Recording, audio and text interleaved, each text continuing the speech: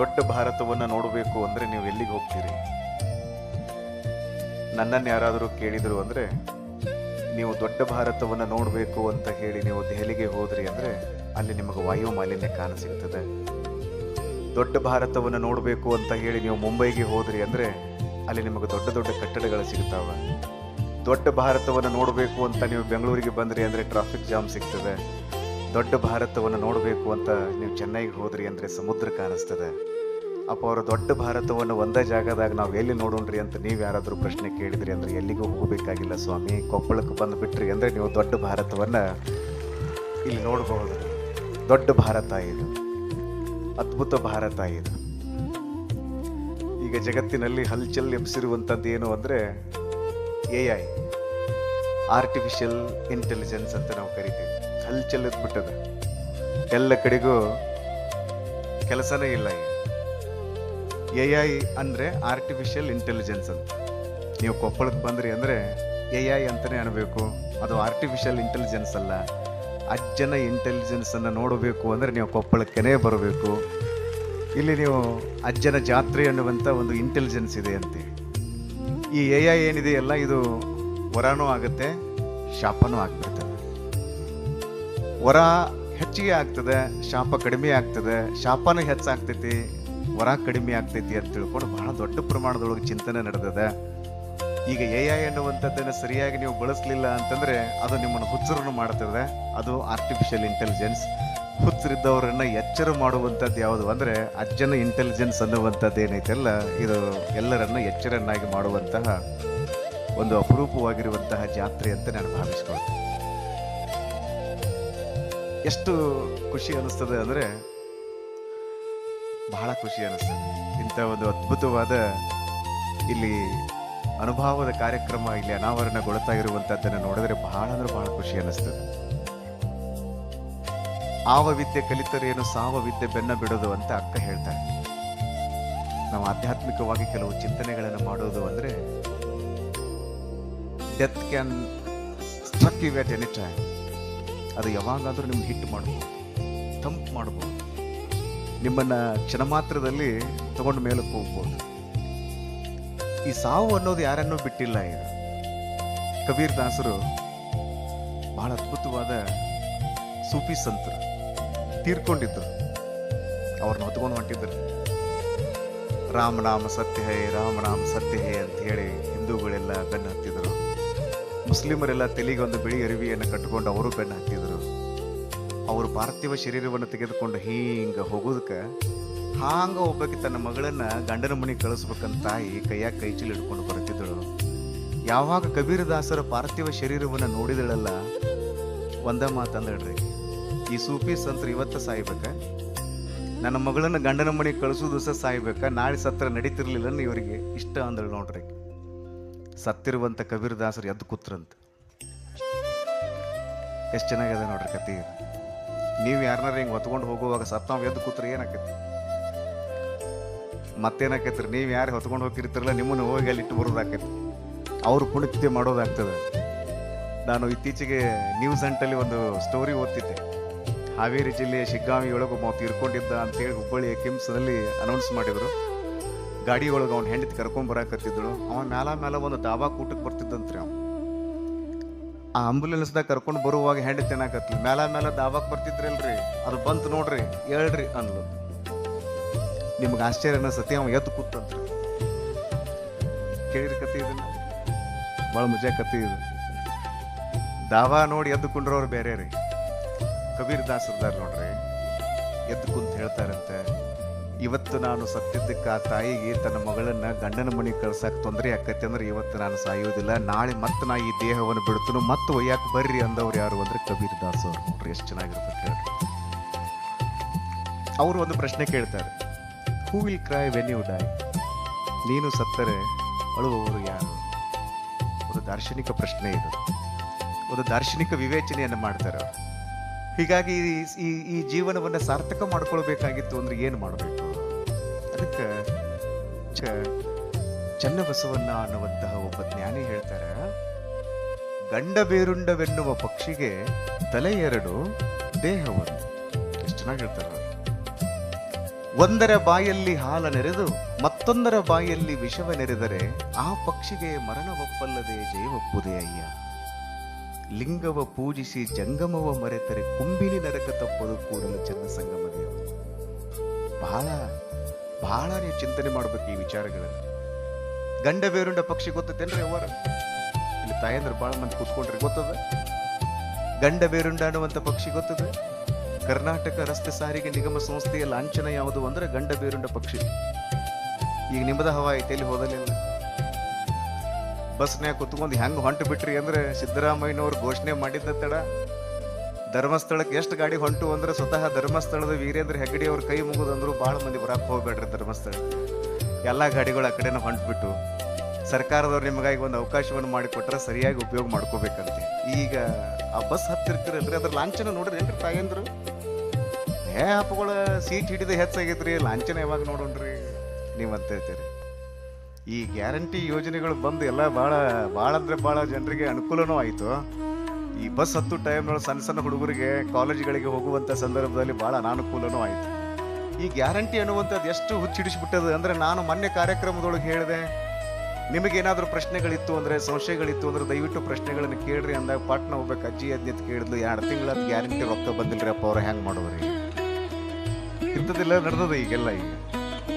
ಈಗ ನೋಡ್ರಿ ಅದೆಲ್ಲ ನಿಮ್ಮನ್ನೆಲ್ಲ ಬಹಳ ಈ ಸಮಾಜದ ಮುಖ್ಯ ವಾಹಿನಿಗೆ ತರಬೇಕು ಅಂತ ಹೇಳಿ ಸರ್ಕಾರದ ಯೋಜನೆಗಳನ್ನು ಸಮರ್ಪಕವಾಗಿ ತಾವೆಲ್ಲ ಉಪಯೋಗ ಮಾಡ್ಕೊಳ್ಬೇಕು. ಈ ಆ ಗಂಡ ಬೇರುಂಡ ಅನ್ನುವಂಥ ಪಕ್ಷಿಯನ್ನು ಉದಾಹರಣೆಯಾಗಿ ಇಟ್ಟುಕೊಂಡು ಚನ್ನಬಸವಣ್ಣ ಎಷ್ಟು ಚೆನ್ನಾಗಿರುವಂಥ ಉದಾಹರಣೆಯನ್ನ ಇಟ್ಟುಕೊಂಡು ಒಂದು ಸಂದೇಶವನ್ನು ಕೊಡ್ತಾರೆ ನೋಡ್ರಿ. ಅದಕ್ಕೆ ತಲೆ 2 ಅದಾವ, ದೇಹ ಒಂದೇ ಅದ. ಒಂದರ ಬಾಯಲ್ಲಿ ಹಾಲ ನೆರೆದು ಮತ್ತೊಂದರ ಬಾಯಲ್ಲಿ ವಿಷವ ನೆರೆದರೆ ಆ ಪಕ್ಷಿಗೆ ಮರಣವೊಪ್ಪಲ್ಲದೆ ಜಯವೊಪ್ಪುದೇ ಅಯ್ಯ. ಒಂದ್ರ ಬಾಯಿಯೊಳಗೆ ಹಾಲು ಹಾಕ್ತಿರಿ, ಇನ್ನೊಂದ್ರ ಬಾಯಿಯೊಳಗೆ ವಿಷ ಹಾಕಿ ಬಿಟ್ರಿ ಅಂದ್ರೆ ಆ ಪಕ್ಷಿ ಡೆಫಿನೆಟ್ಲಿ ಸತ್ತೋಗ್ಬಿಡ್ತದೆ. ಮುಂದುವರೆದವ್ರು ಹೇಳ್ತಾರೆ ನೋಡ್ರಿ, ಲಿಂಗವ ಪೂಜಿಸಿ ಜಂಗಮವ ಮರೆತರೆ ಕುಂಭಿನಿ ನರಕ ತಪ್ಪದು. ಅಂಗೈಯೊಳಗೆ ಲಿಂಗ ಹಿಡಿದು ಪೂಜೆ ಮಾಡೋದು ಆತ್ಮ ಕಲ್ಯಾಣಕ್ಕೆ. ಬಲಗೈಯಿಂದ ಜೀವಳಿಗೆ ಹಿಡಿದು ತಿರ್ಕೊಂಡು ಬಂದು ಕರ್ಕೊಂಡು ಉಣ್ಣುವಂತ ಕಾಯಕವನ್ನು ಅಪ್ಪವ್ರು ಮಾಡ್ತಾ ಇದ್ದಾರಲ್ಲ, ಇದು ಲೋಕ ಕಲ್ಯಾಣಕ್ಕಾಗಿ, ಇದು ಜಂಗಮ ಸೇವೆ. ಇದನ್ನ ಮಾಡಬೇಕು. ನಾನು ಈ ಕೊಪ್ಪಳದ ಮಠಕ್ಕೆ ಬಂದಾಗ ಇಲ್ಲಿ ಸೂಕ್ಷ್ಮವಾಗಿ ಒಂದು ಭಾವಚಿತ್ರವನ್ನು ನೋಡ್ತಿದ್ದೆ. ಶಾಂತವೀರಪ್ಪ ಅವರು ಒಂದು ಆಸನದಲ್ಲಿ ತನ್ಮಯರಾಗಿ ಕೂತ್ಕೊಂಡ್ರೆ, ನೀವು ಸೂಕ್ಷ್ಮವಾಗಿ ನೋಡ್ರಿ, ಎಲ್ಲ ಕಡೆ ವೆಬ್ಸೈಟ್ನಲ್ಲಿನೂ ಇದೆ, ಅಲ್ಲಲ್ಲಿ ಆ ಭಾವಚಿತ್ರಗಳನ್ನ ನೀವು ನೋಡ್ಬೋದು. ಅಲ್ಲೊಂದು ಏಕತಾನತೆಯನ್ನು ನೀವು ಗುರುತಿಸಬೇಕು. ಅದಕ್ಕೆ ನಾವು ಸಿಂಕ್ರನೈಸೇಷನ್ ಅಂತ ಕರಿತೀವಿ. ಸಿಂಕ್ರನೈಸೇಷನ್ ಅಂದ್ರೆ ಏನು? ದೇವರೊಂದಿಗೆ ಒಂದಾಗೋದು. ಲಿಂಗವ ಪೂಜಿಸೋದು ಯಾಕೆ ಅಂದ್ರೆ ಆತ್ಮ ಕಲ್ಯಾಣವನ್ನು ಸಾಧಿಸೋದು. ಅಂಗೈಯಲ್ಲಿ ಲಿಂಗವನ್ನು ಹಿಡಿದು ತದೇಕ ದೃಷ್ಟಿಯಿಂದ ನೀವು ನೋಡ್ತಾ ನೋಡ್ತಾ ಹೋಗಿಬಿಟ್ರಿ ಅಂದ್ರೆ ನಿಮಗೆ ಅದ್ಭುತವಾಗಿರುವಂಥ ಬೆಳಕು ಸಿಗ್ತದೆ, ಅದ್ಭುತವಾಗಿರುವಂಥ ಚೈತನ್ಯ ಸಿಗ್ತದೆ ಅನ್ನುವಂಥದ್ರ ಬಗ್ಗೆ ನಾವು ಮಾತಾಡ್ತೀವಿ. ಅಪ್ಪವರು ನೋಡ್ರಿ, ಪ್ರಾತಃ ಕಾಲದ ಸಂದರ್ಭದಲ್ಲಿ ಎದ್ದು ಅವರು ಇಷ್ಟಲಿಂಗ ಆರಾಧನೆಯನ್ನು ಮಾಡ್ತಾ ಇದ್ರು. ನೀವು ದೇವರ ಜೊತೆಗೆ ಒಂದು ಸಂಬಂಧವನ್ನು ಬೆಳೆಸ್ಕೋಬೇಕು. ಅವಾಗ ನಿಮ್ಮಲ್ಲಿ ಅದು ಅದ್ಭುತವಾದ ಒಂದು ಶಕ್ತಿಯನ್ನು ಹುಟ್ಟಾಕ್ತದೆ. ನಮ್ಮ ಅಥಣಿ ಭಾಗಕ್ಕೆ ಬಂದು ಬಿಟ್ರಿ ಅಂದ್ರೆ ಅಲ್ಲಿ ಅಥಣಿಯ ಶಿವಯೋಗಿಗಳು ಅಂತ ಆಗಿ ಹೋದ್ರು. ಅವ್ರ ಚರಿತ್ರೆ ನೀವು ಕೇಳಬೇಕು. ಯಾರೋ ಒಬ್ರು ಬಂದ್ರು, ಅಪ್ಪ ಅವರು ನೀವು ಶಿವಯೋಗದ ಶಿಖರ ಏರಿರಿ ಅಂತ ತಿಳ್ಕೊಂಡು ಹೇಳ್ತಾರೆ. ಶಿವಯೋಗ ಅಂದ್ರೆ ಏನು ಹೇಳಿ? ಅಪ್ಪ ಅವ್ರಿಗೆ ನೋಡಿದ್ರು, ನಕ್ಕರು, ಸುಮ್ಮಾಯ್ಬಿಟ್ರು.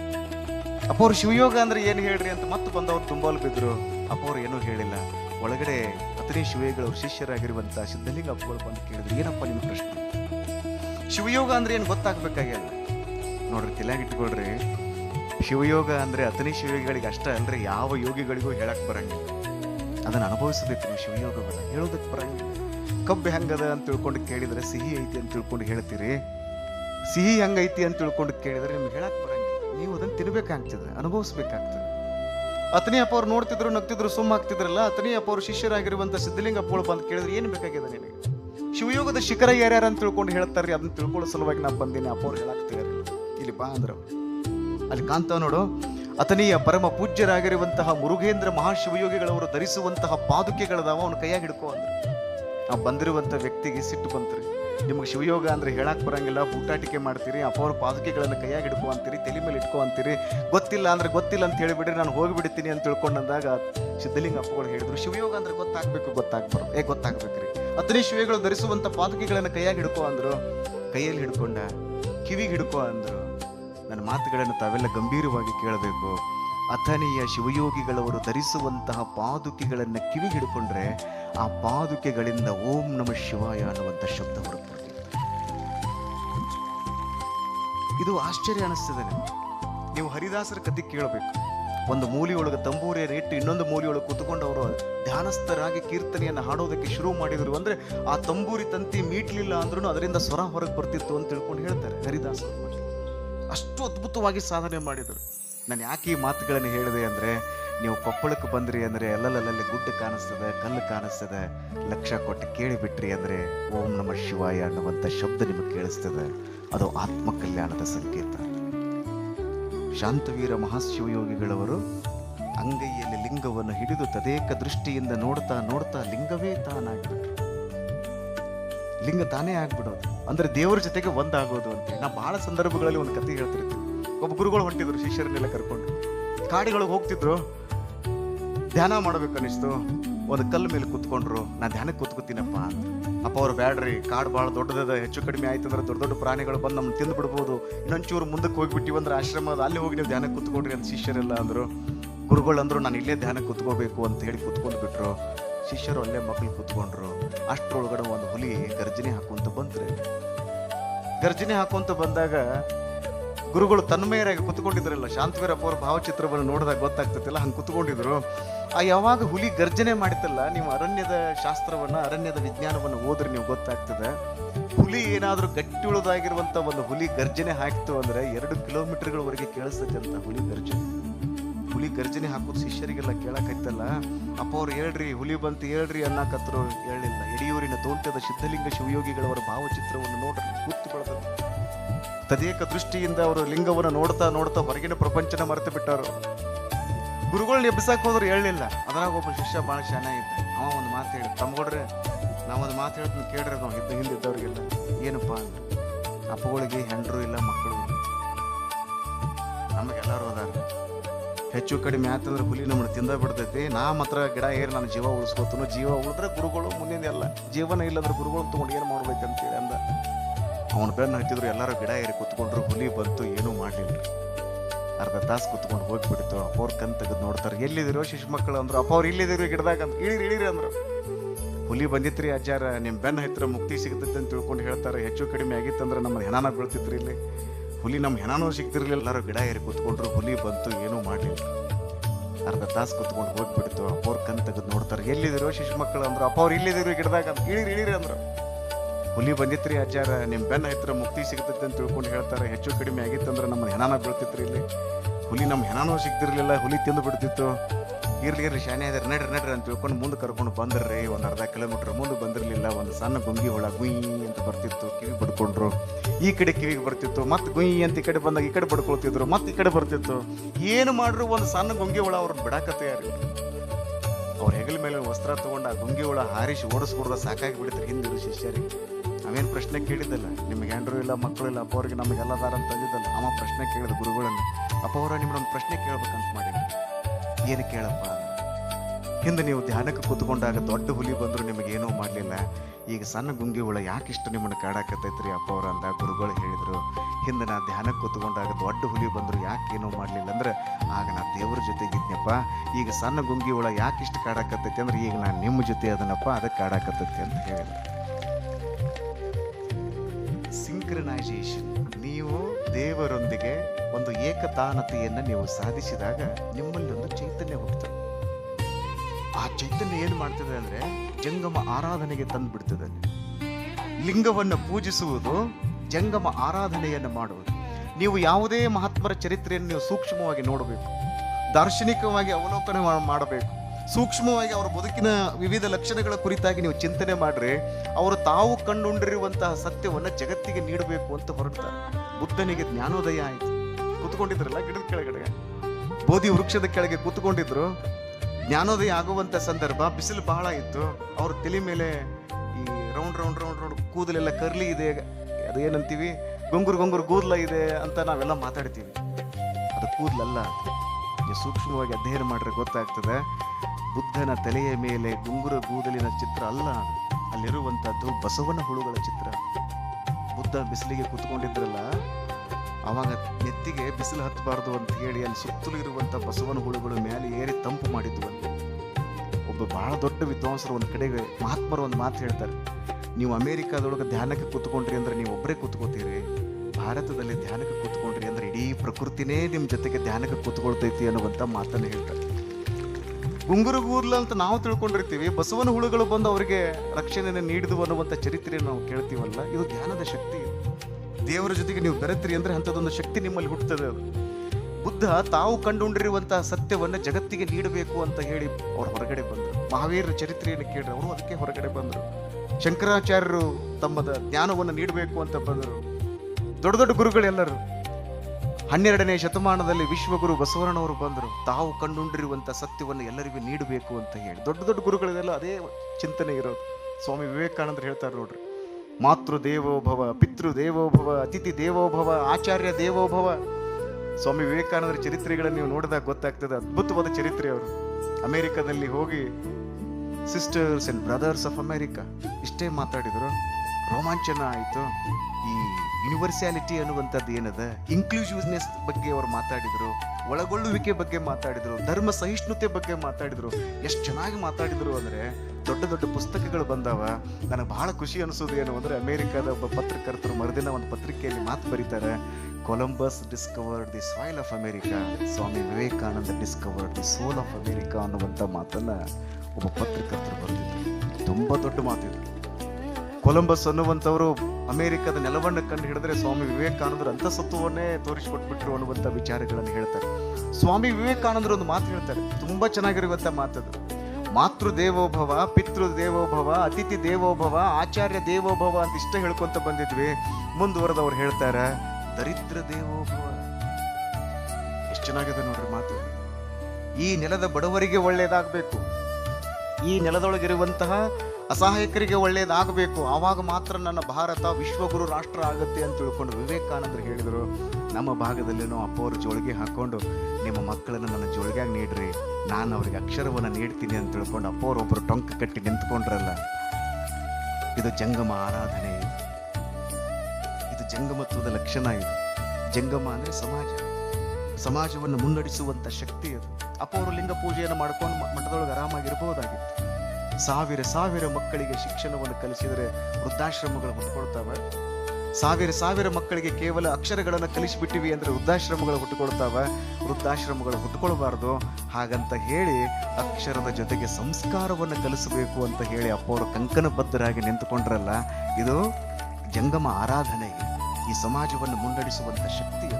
ಹೀಗಾಗಿ ಈ ಗಂಡಬೇರುಂಡ ಪಕ್ಷಿಯ ಉದಾಹರಣೆಯನ್ನು ಬಹಳ ಚೆನ್ನಾಗಿ ಹೇಳ್ತಾರೆ. ನೀವೆಲ್ಲರೂ ಕೂಡ ಏನು ಚಿಂತನೆ ಮಾಡಬೇಕು ಅಂದರೆ, ನೀವು ಆತ್ಮ ಕಲ್ಯಾಣವನ್ನು ಸಾಧಿಸಬೇಕು, ಸಮಾಜ ಕಲ್ಯಾಣವನ್ನು ಸಾಧಿಸಬೇಕು. ಅವಾಗ ನೀವು ಪರಿಪೂರ್ಣರಾಗ್ತೀರಿ. ಇಲ್ಲದೆ ಹೋದರೆ ಹುಂಬಿನಿ ನರಕ ತಪ್ಪದು, ನರಕ ಬಂದ್ಬಿಡ್ತದ, ನರಕಕ್ಕೆ ಪ್ರಾಪ್ತರಾಗ್ತೀರಿ, ಭಾಜನರಾಗ್ತೀರಿ ಅಂತ ತಿಳ್ಕೊಂಡು ಅವರು ನೆನೆಸ್ತಾರೆ. ಹೀಗಾಗಿ ನಮ್ಮ ಪರಮ ಪೂಜ್ಯ ಮಹಾಸ್ವಾಮೀಜಿಯವರು ಈ ಭಾಗದಲ್ಲಿ ಬಹಳ ದೊಡ್ಡ ಪ್ರಮಾಣದಲ್ಲಿ ಮಕ್ಕಳಿಗಾಗಿ ಒಂದು ದೊಡ್ಡ ಪ್ರಸಾದ ನಿಲಯವನ್ನು ಕಟ್ಟಿ ಅವರು ಮುನ್ನಡೆಸ್ತಾ ಇರುವಂಥದ್ದನ್ನು ನೋಡಿದರೆ ಬಹಳ ಅಂದರೆ ಬಹಳ ಖುಷಿ ಅನ್ನಿಸ್ತದೆ.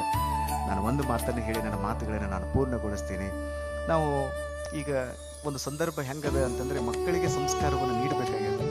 ಕಾರಣ ಏನು ಅಂದರೆ, ಈಗ ಜಂಜಿ ಅಂತ ಒಂದು ಟ್ರೆಂಡ್ ನಡೆದಿದೆ, ಗೊತ್ತಿದೆ ಜಂಜಿ ಅಂತ. ಜಂಜಿ ಅಂದರೆ ಏನು? ಎಲ್ಲರೂ ಮೊಬೈಲ್ ಒಳಗಡೆ ಇರ್ತಾರೆ, ಯಾವುದೇ ಐಡಿಯಾಲಜಿ ಇರಲ್ಲ ಅವರಿಗೆ, ಒಮ್ಮೆ ದಂಗೆ ಎದ್ದು ಬಿಡ್ತಾರೆ, ಸ್ಥಾಪಿತವಾಗಿರುವಂಥ ಉದ್ದೇಶವ ಅವ್ರಿಗೇನೂ ಇರೋದಿಲ್ಲ. ದೊಂಬಿ ಗಲಾಟೆಯನ್ನು ಮಾಡಿ ಇವತ್ತು ನೀವು ಶ್ರೀಲಂಕಾ ನೋಡ್ತೀರಿ, ಇವತ್ತು ನೇಪಾಳದಲ್ಲಿ ನೋಡ್ತೀರಿ, ಸದ್ಯ ಈಗ ಬಾಂಗ್ಲಾದೇಶದಲ್ಲಿನೂ ಕೂಡ ಆ ರೀತಿಯಾಗಿರುವಂಥ ಒಂದು ಬೇರೆ ಬೇರೆ ವ್ಯವಸ್ಥೆಯನ್ನು ನಾವೆಲ್ಲ ನೋಡ್ತಾ ಇದ್ದೀವಿ. ಅಲ್ಲೆಲ್ಲ ದಂಗೆ ದೊಂಬಿ ಗಲಾಟೆಗಳೆಲ್ಲ ಎದ್ದು ಅಲ್ಲೆಲ್ಲವೂ ಅಸ್ಥಿರವಾಗಿ ನೀಡ್ರಿ, ನಾನು ಅವ್ರಿಗೆ ಅಕ್ಷರವನ್ನು ನೀಡ್ತೀನಿ ಅಂತ ತಿಳ್ಕೊಂಡು ಅಪ್ಪವರೊಬ್ಬರು ಟೊಂಕ ಕಟ್ಟಿ ನಿಂತ್ಕೊಂಡ್ರಲ್ಲ.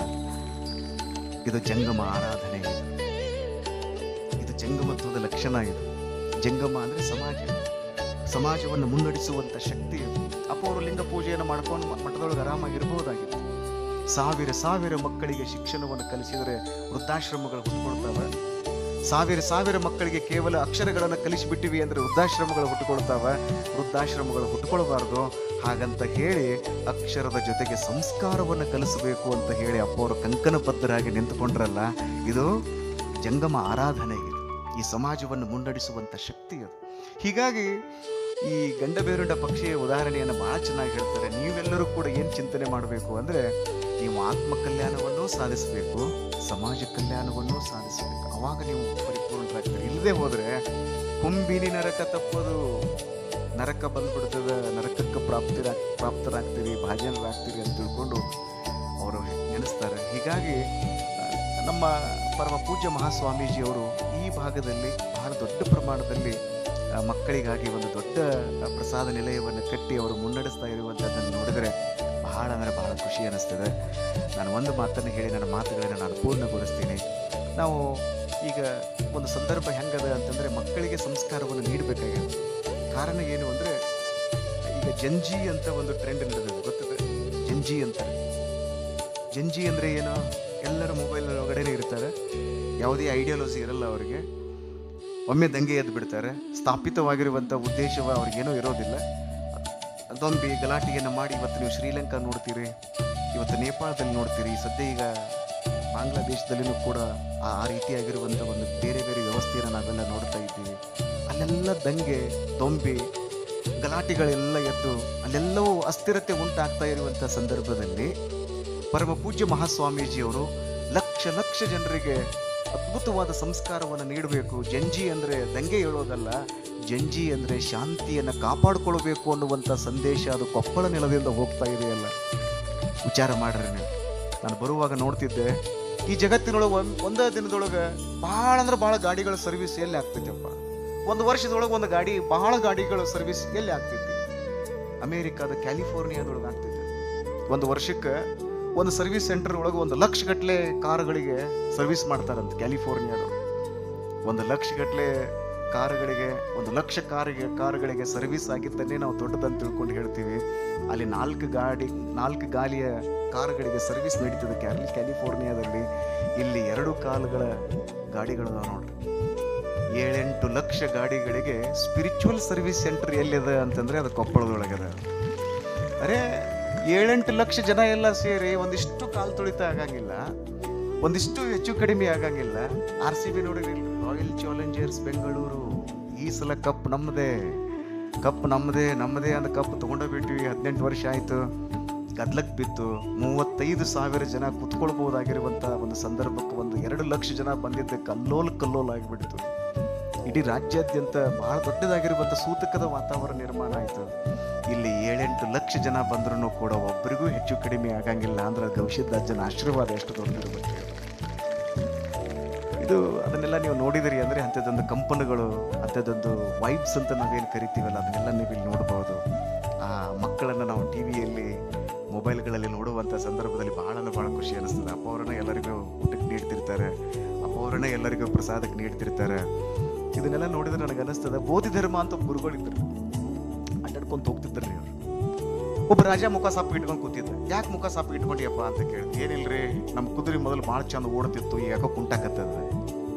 ಬೋಧಿ ಧರ್ಮ ಹೇಳಿದ್ರು, ನನಗೆ 3 ದಿನ ಟೈಮ್ ಕೊಡಪ್ಪ, ನಿಮ್ಮ ಕುದುರೆ ಮತ್ತೆ ಮೊದಲೇ ನಂಗೆ ಓಡುವಂಗೆ ಮಾಡ್ತೀನಿ ಅಂತ. 3 ದಿನ ಅಲ್ರಿ ಮರ್ಯಾರ, 30 ದಿನ ಟೈಮ್ ತಗೊಳ್ರಿ, ಮತ್ತೆ ನಮ್ಮ ಕುದುರೆ ಓಡುವಂಗೆ ಮಾಡ್ರಿ ಅಂತ ರಾಜ ಅಂದ.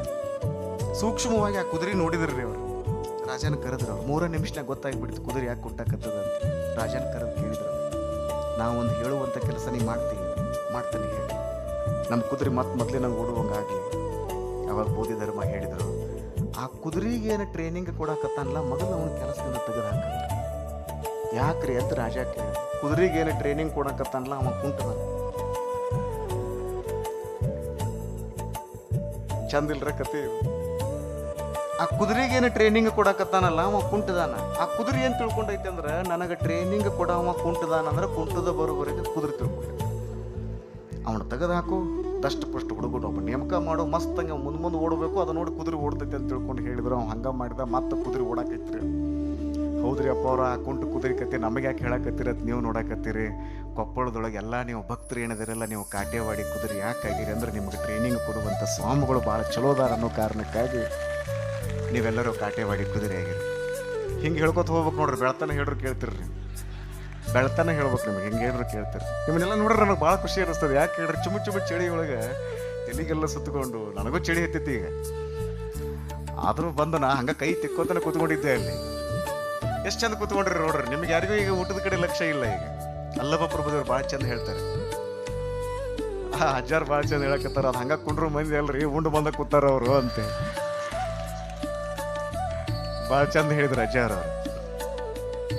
ಅಲ್ಲಮ ಪ್ರಭುದೇವ್ರು ಒಂದು ಪ್ರಶ್ನೆ ಕೇಳ್ತಾರೆ, ಒಲಿ ಮೇಲಿನ ಅಡಿಗೆ ಊಟ ಮಾಡ್ತಿರೋ ತಲೆ ಮೇಲಿನ ಅಡಿಗೆ ಊಟ ಮಾಡ್ತಿರೋ? ಅಲ್ಲಮ ಪ್ರಭುದೇವ್ರು ನೋಡ್ರಿ 160 ಕೋಟಿ ವಚನ ಬರೆದವ್ರಿ.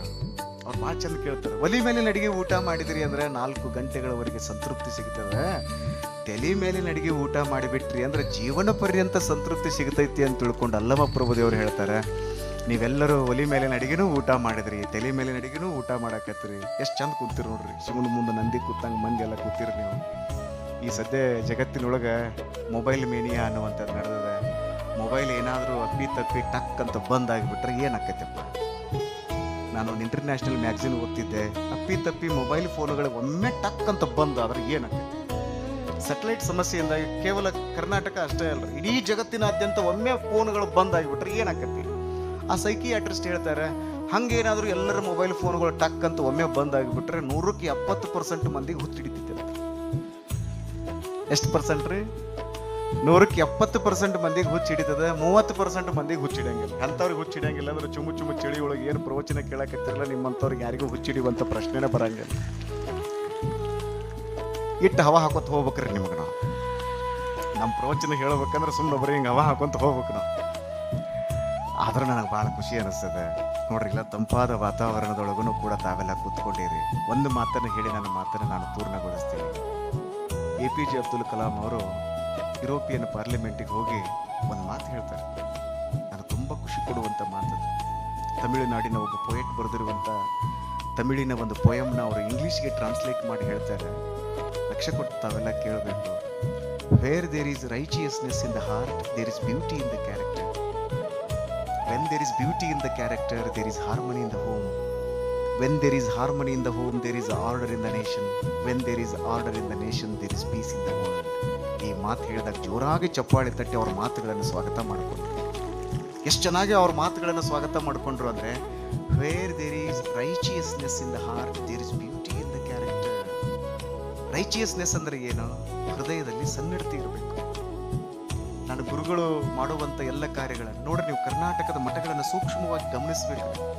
ಒಂದು ಸಣ್ಣ ಮಠ ಐತಿ ಅಂದ್ರೂ 4 ಹುಡುಗರಲ್ಲಿ ಇಟ್ಕೊಂಡು ಓದಿಸ್ತಿರ್ತಾರೆ. ಅಪ್ಪ ಅವರು ಸಾವಿರ ಮಕ್ಕಳಿಗೆ ಓದಿಸ್ತಾರೆ.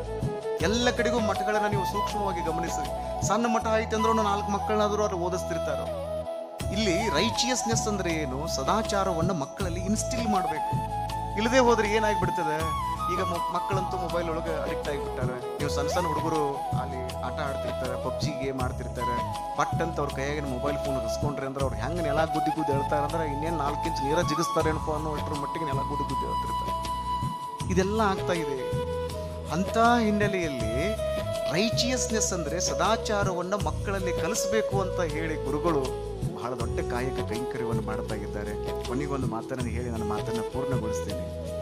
T.S. ಎಲಿಯಟ್ ಅಂತ ಒಬ್ಬರು ಪೊಯೆಟ್ ಇದ್ರು. ಒಂದು ಪೊಯಮ್ ಬರೆದರು, ದ ವೇಸ್ಟ್ ಲ್ಯಾಂಡ್ ಅನ್ನುವಂಥ ಒಂದು ಪೊಯಮ್ ಬರೆದರು. ಸಾಧ್ಯ ಆದರೆ ತಾವೆಲ್ಲ ಓದಬೇಕದನ್ನು. ಇಡೀ ಜಗತ್ತಿಗೆ ಒಂದು ಬಹಳ ದೊಡ್ಡ ಸಂದೇಶವನ್ನು ನೀಡಿದಂಥವ್ರು T.S. ಎಲಿಯಟ್ ಅವರು. ಅವರಿಗೆ ನೊಬೆಲ್ ಪಾರಿತೋಷಕ ಬಂತು.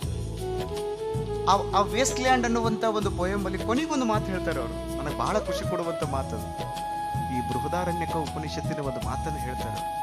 ಅಲ್ಲಿ ಬೃಹದಾರಣ್ಯಕ ಉಪನಿಷತ್ತಿನ ಒಂದು ಮಾತನ್ನು ಅವರು ತಮ್ಮ ಪೊಯಮಲ್ಲಿ ಬರೀತಾರೆ.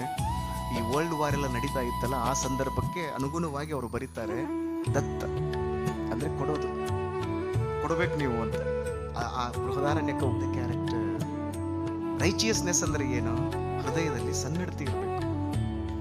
ನಾನು ಗುರುಗಳು ಮಾಡುವಂಥ ಎಲ್ಲ ಕಾರ್ಯಗಳನ್ನು ನೋಡ್ರಿ, ನೀವು ಕರ್ನಾಟಕದ ಮಠಗಳನ್ನು ಸೂಕ್ಷ್ಮವಾಗಿ ಗಮನಿಸಬೇಕು.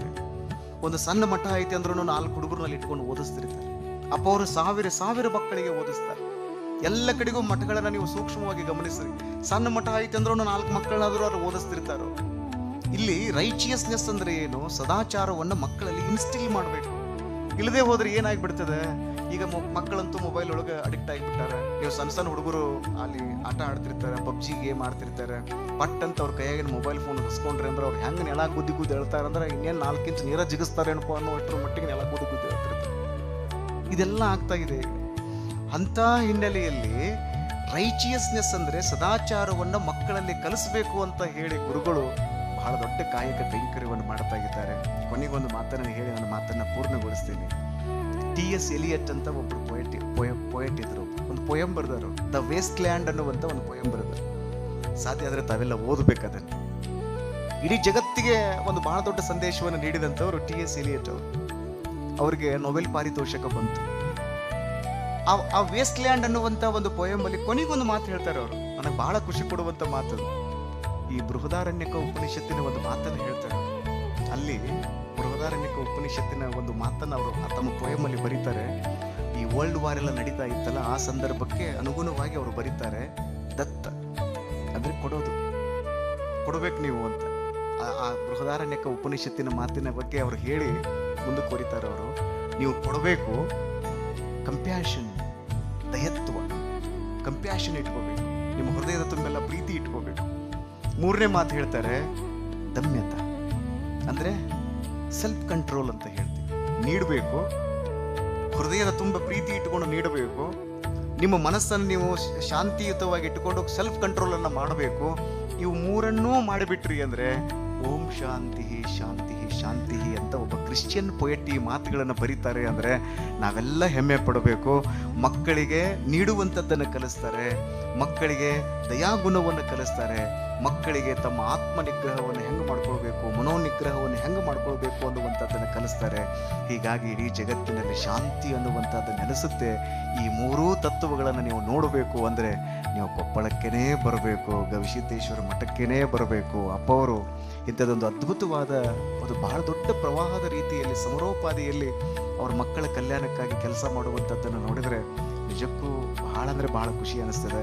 ನಿಮ್ಮನ್ನೆಲ್ಲ ನೋಡಿ ನನಗೆ ಮತ್ತೂ ಬಹಳ ಖುಷಿ ಆಯಿತು. ಸುಮಾರು ಒಂದು 10 ವರ್ಷಗಳ ಹಿಂದೆ ನಾನು ಬಂದಿದ್ದೆ. ಅಣ್ಣಾ ಹಜಾರಿ ಅವರು ಕಾರ್ಯಕ್ರಮ ಇದ್ದಾಗ ಅಪ್ಪವ್ರು ಕರೆಸಿದ್ರು. ಬಂದ ತಕ್ಷಣ ಅಪ್ಪವ್ರ ಜೊತೆ ಮಾತಾಡುವಾಗ ಒಂದು ಮಾತು ಹೇಳಿದೆ, ನಿಮ್ಮ ನೋಡಿ ಖುಷಿ ಆತ್ರಿ ಅಜ್ಜಾರ ಅಂತ ತಿಳ್ಕೊಂಡಂತೆ. ಅಜ್ಜಾರು ಒಂದ ಮಾತು ಹೇಳಿ, ನಿಮ್ಮ ಮಾತು ಕೇಳಕ್ಕೆ ನಮ್ಮ ಮಂದಿ ಭಾಳ ಗಟ್ಟಿ ಕೂತಾರ್ರಿ, ಟೈಮ್ ಆದರೂ ಬಿಡಬೇಡ್ರಿ, 2 ತಾಸು ಮಾತಾಡ್ರಿ ಅಂತ ಹೇಳಿದರು. ಈಗ ನಾ ಮಾತಾಡಕತ್ತ ಒಂದು 20-25 ನಿಮಿಷ ಆಗಿರ್ಬೇಕು. ಇನ್ನೂ ನನ್ನ ಟೈಮ್ ಎಷ್ಟದ? ಇನ್ನೂ 1.5 ತಾಸು ಅದ. ಗಾಡಿ ಹೊಡಿಡ್ರಿ.